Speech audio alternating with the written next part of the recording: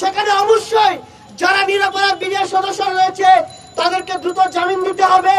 পাশাপাশি যাদেরকে চাকরিচ্যুত করা হয়েছে তাদেরকে তাদের চাকরি ফিরিয়ে দিতে হবে।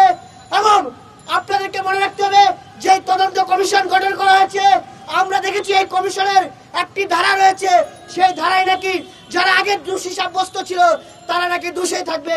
তাহলে তদন্ত কমিশনের কাজটা কি? আমরা সেই ধারা বাতিল করার আহ্বান জানাচ্ছি।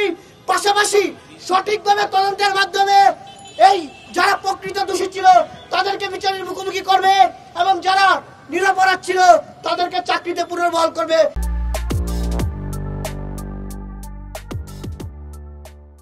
আজকের বাংলাদেশ এবং আগামীর বাংলাদেশে সংগঠিত সকল হত্যাকাণ্ডের বিচার হবে। এই জানুয়ারি মাসেই তাদেরকে মুক্তি দিতে হবে। প্রিয় বন্ধুগণ, এখনো যারা জামিন নিয়ে বাইরে রয়েছেন তারাও মানবতার জীবনযাপন করছেন, তাদেরকে চাকুরিতে পুনর্বহাল করতে হবে। যে তদন্ত কমিটি করা হয়েছে সেই তদন্ত কমিটিকে পূর্ণ স্বাধীনতা দিতে হবে। প্রিয় বন্ধুগণ, কোন রকম কালক্ষেপণ চলবে না। দীর্ঘ 16 বছর যারা এই দেশের মানুষের উপর চেপে বসেছিল, যারা অন্যায় অত্যাচারে লিপ্ত ছিল, তাদের উপরে যে মামলা হয়েছে তারাও কিন্তু জামিন পাচ্ছে। অথচ আমাদের বিডিআর ভাইরা যারা বুক পেতে আমাদের সীমান্ত পাহারা দিয়েছে তাদের প্রতি যে নির্বিচার হয়েছে, সেই নির্বিচারের আমরা তাদের কোনো বিচার দেখতে পাচ্ছি না। প্রিয় সাথী বন্ধুগণ, আমরা অবিলম্বে তাদের মুক্তি যেমন দাবি করছি, তাদেরকে চাকুরিতে পুনর্বহালেরও দাবি করছি। পিলখানা ঘটনা ঘটার ঠিক 22 দিন আগে এই কন্যার বিয়ে হয়েছিল। আজকে সেই মেয়ে বিধবার মতো বেঁচে রয়েছে। একটি পরিবার থেকে যদি 4টি পুরুষ জেলখানার অন্ধকার কোটরিতে বসবাস করে, সেই পরিবার কি ধ্বংস হওয়ার আর কোনো বাকি থাকে কিনা আমি জানতে চাই।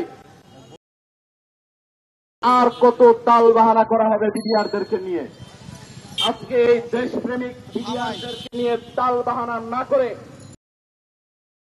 সময়ের মধ্যে বিডিআরদেরকে ন্যায্য পাওনা বুঝিয়ে দেওয়া হোক।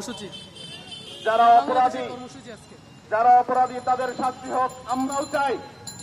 যারা বিনা দোষে জেল খাটছে তাদেরকে কেন মুক্তি দেওয়া হচ্ছে না?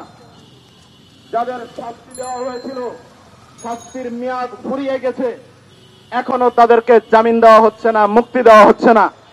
এত দুর্বলতা কোথায়? পার্শ্ববর্তী রাষ্ট্র ভারত, তাদের ইন্ধনে পিলখানার ঘটনা ঘটেছিল, এদেশের মানুষ জানে, সারা দুনিয়া জানে। কারণ পিলখানার ভিতরে কিভাবে হিন্দি ভাষাভাষী মানুষ আসে, এটা কি এদেশের জনগণ ভুলে গেছে? আজকে দুঃখজনক হলেও সত্য, কিছু দালাল সাংবাদিক যারা সেই সময়ে পিলখানার হত্যাকাণ্ডকে বিডিআরদের উপর দিয়ে চালিয়ে দিয়েছে, হাসিনা সরকারের দোসর হয়ে তাদের উপর দিয়ে চালিয়ে দিয়েছে।